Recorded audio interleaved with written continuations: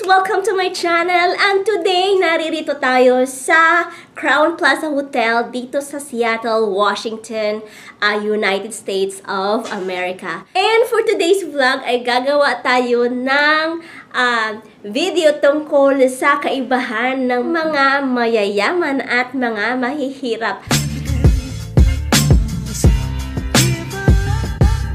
So, tingnan natin kung ano yung mga kaibahan.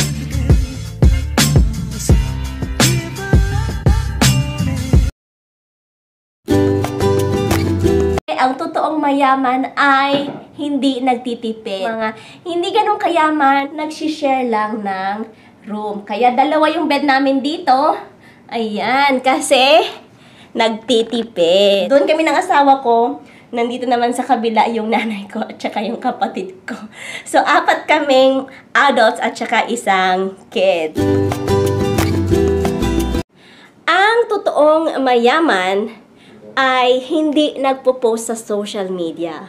Pipicturean mo na ang itsura ng room at magpo-post sa Instagram or sa social media ng feeling blessed. Ganon!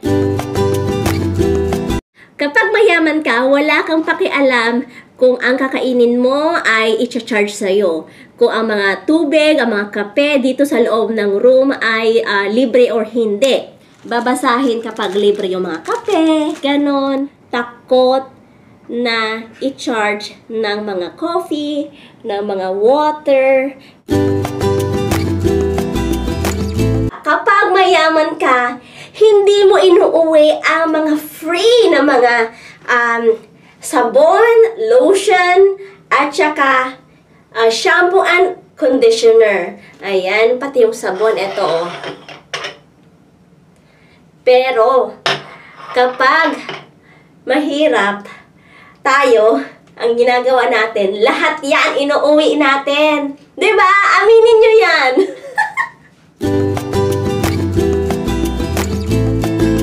Kapag mayaman ka at naliligo ka sa banyo ng iyong hotel room, mabilis ka lang kasi hindi ka na-amaze. Pero kapag mahirap ka, ang ginagawa mo, talagang sinusulit mo yung iyong binayad. Kaya pasarap ka ng pasarap kasi may heater, diba? May bathtub. Ayan. Saka, syempre, merong shower.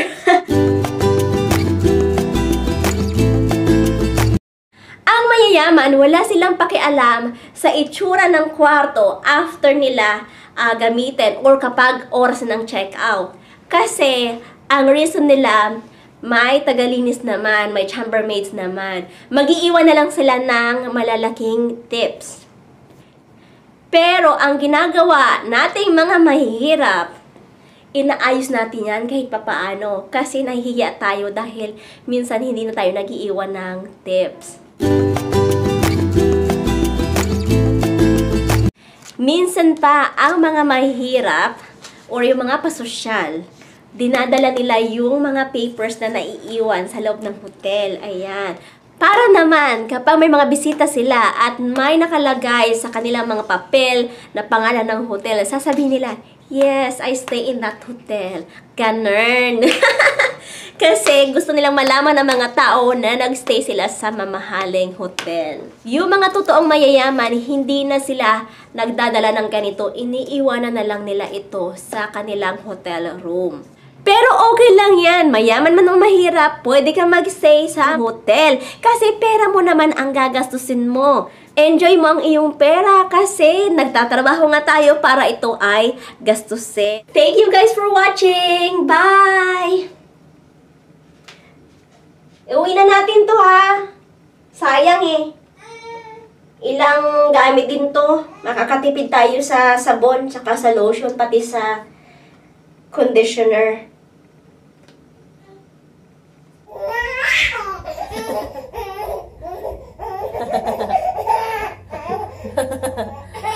Ayun guys, dito na kami sa hotel. Ayun si nanay tsaka yung kapatid ko. Nagpapahinga na kasi sobrang pagod. Hindi pa kami nagdi-dinner. So, sobrang pagod namin kasi galing kami dun sa Vancouver, pumunta dito. Ilang oras yun. Tapos nandun kami kanina sa Jollibee na sarado. Ilang oras din kami doon. And then ngayon, Nandito kami nagpapahinga and then lalabas kami for dinner. Yan. Ang ganda ng hotel na to, grabe.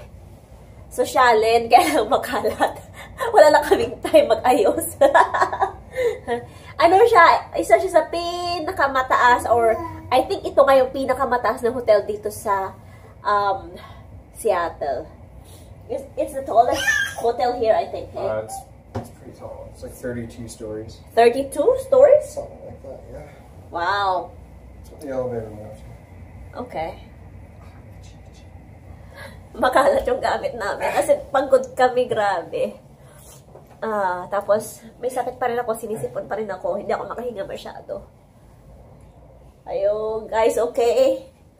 My head is aching. Yeah, so masakit ulo ng kapatid ko. Ayun si nanay.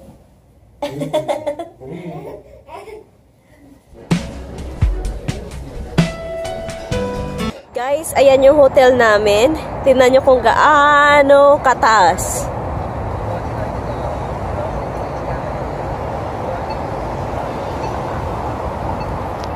Naghanap kami na makakainan. Yung unang pinuntahan namin, sobrang haba ng pila. Pizza lang siya. Yung pangalawang pinuntahan namin, $100 per plate. Grabe. Sabi namin, naku, $100. Hindi per plate, kundi per person pala. Kasi kailangan mo bumili ng different menu nila, dishes nila. So, yun. So, ngayon naghahanap kami ulit ng kakainan namin.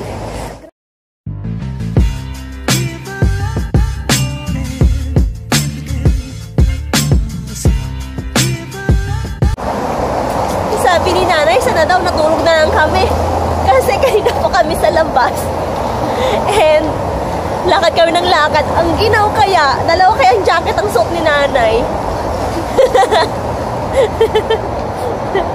Tapos may bonnet na siya. Meron pang, hoodie. So, yun yung asawa ko tsaka kapatid ko. Ay, grabe. Ang ginaw. Saan na tayo? Saan tayo kakain?